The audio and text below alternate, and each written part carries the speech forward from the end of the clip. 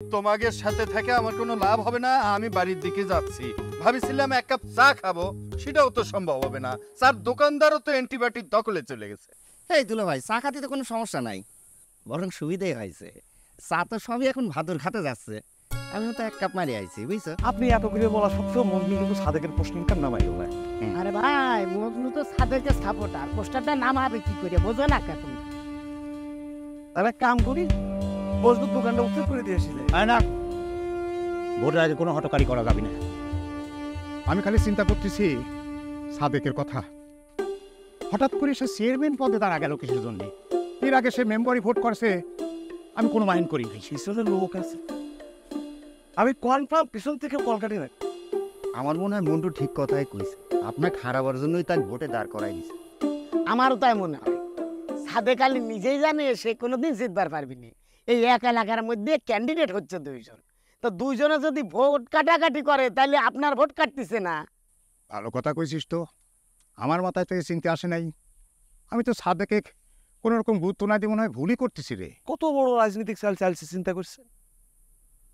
আমি শিওর সাদেক মোটা অঙ্কের ঘুষ খেয়ে এলাকার ক্যান্ডিডেটকে হারানোর প্ল্যান করতেছে, ষড়যন্ত্র করতেছে।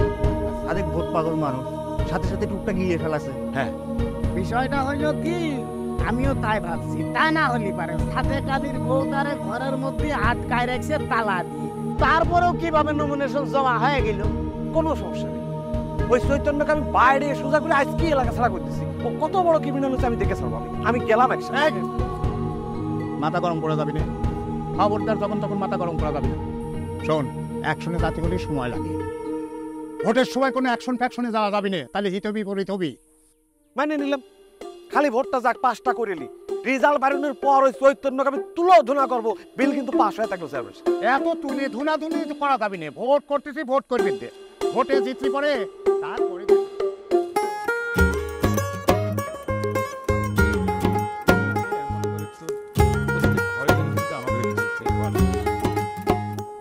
আচ্ছা চৈতন্য, ওই মজনুকি বাহাদুর কথা মতো তার দোকানের থেকে পোস্টার নামা খোলা দিছে? দেখো চেয়ারম্যান, এখনো পোস্টার না হয় নাই। হয়েছে কি, ভয় খায় গেছে, বুঝছো? ওই দোকান উচ্ছেদের হুমকি দিয়েছে তো।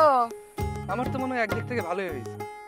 পাবলিক ভাইয়ের পক্ষে চা খায়, ভাইয়ের ভোট দিত না, মধ্যখান থেকে ভাইয়ের চায়ের পয়সা খান বাইচে গেছে। এই মাসুদাইস, তুই কিন্তু সবসময় নেগেটিভ কথা কইস। ভাই যে ভোট দিবি না সেটা কি তোর কানে কানে এসে কেউ কয়ে গেছে? এই যে কথা না বুঝেই খালি চিক করবার, তাই না? আমি করছি যারা ভাইয়ের ভোট দিবি তার ভাদুর পক্ষে চা খায়ও ভাইয়ের মার্কাতেই ভোট দিবি। হে, তো মার্কাটা যদি নাই জানতে পারে ভোট দিবি কিসে? বুঝতে পারছি তোমাদের সাথে থেকে আমার কোনো লাভ হবে না, আমি বাড়ির দিকে যাচ্ছি।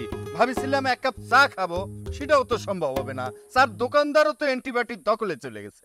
এই দুলা ভাই, চা খাতে তো কোনো সমস্যা নাই, বরং সুবিধাই হয়েছে। চা তো সবই এখন ভাদুর খাতে যাচ্ছে, আমিও তো এক কাপ মারি আইছি, বুঝছো? এই তুমি যে এখন এক কাপ মারে আসলা, এখন যদি ভাদু তোমাকে কয় যে তোমার তার পক্ষে মাঠে থাকা লাগবে, তখন কি করবে? কি করবো, পাটে তো নামিয়ে রয়েছি। তবে সেটা ভাদুর পক্ষে না, সাদেক ভাইয়ের পক্ষে, বুঝছো? সাদেক ভাই শোনো, পোস্টার নামানোর বিষয়টা নিয়ে ভাদক যা ডাইরেক্ট চার্জ করা লাগবে। ঠিক যেমন করে দোকানের পার সেদিন কথা কইছিলে, ওইভাবে কথা কয়ে কাবু করা লাগবে, বুঝছো? সবই ঠিক আছে, বুঝতে পারিছি, কিন্তু ভাদু কি আমার কথা শুনবি? মানে নতুন টাকা হয়েছে না, সে তো মানুষের মানুষই মনে করে। মনে করেনি লাগবে, তাক মনে করতে হবে। সে কি এখন চেয়ারম্যান রয়েছে নাকি? হ্যাঁ, সে এখন পদত্যাগ করে চেয়ারম্যান ইলেকশন করতেছে না? এখন তুমিও চেয়ারম্যান পদপ্রার্থী, সেও চেয়ারম্যান পদপ্রার্থী, তোমার আর তার মধ্যে কোনো পার্থক্য আছে? তুমি চিন্তা করো না, তোমার জোয়ার সৃষ্টি হয়ে গেছে রে ভাই।